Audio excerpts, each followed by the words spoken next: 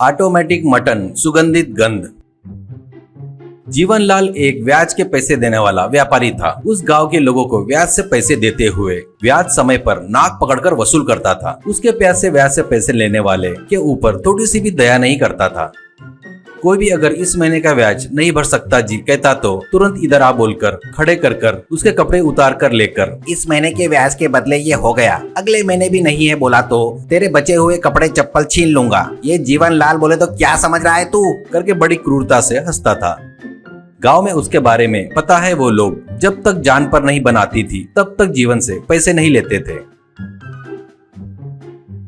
ऐसे क्रूर कंजूस जीवन के पास उसके पड़ोस में रह रहे दयाकर आता है। दयाकर के घर में काफी बच्चे रहने के कारण उनको पालने के लिए कमाई ज्यादा नहीं रहने वाला एक मिडिल क्लास आदमी था। जीवन उसको देखते ही, क्यों आया है सुबह सुबह में, अभी तक लिया वो बस नहीं है क्या? दयाकर, वो 330 रुपए ब्याज के साथ पहले भरा तो ही, उसके बाद ही 150 कर्जा दूंगा करके चिल्लाएगा, सोचता है दयाकर। उसकी कंजूसी बर्दाश्त नहीं कर सकने के कारण पिछले साल ही उसकी मरी हुई पत्नी के फोटो के सामने खड़े होकर एक ही अगरबत्ती जलाकर रोते हुए जीवन को देखकर बड़े आश्चर्य से, जीवन बाबू आप रो रहे हो क्या, कहता है आश्चर्य से।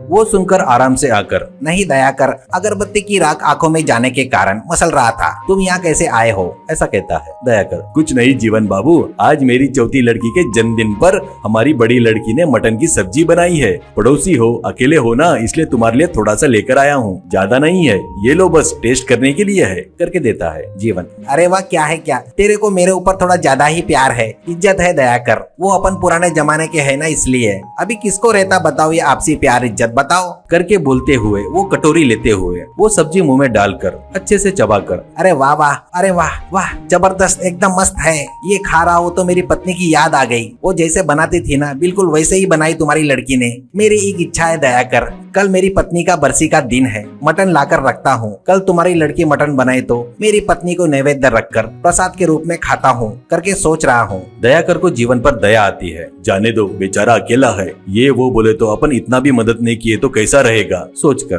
ठीक है जी, कल हमारी लड़की से बनवा कर भेजता हूँ, ठीक है? जीवन, हाँ, तुम्हारे घर में बनवाना नहीं है, हमारे घर में बनाए तो फोटो में से मेरी पत्नी भी खुश होगी, प्लीज, ऐसा कहता है। अब नहीं बोल सकने के कारण ठीक है लो कह देता है।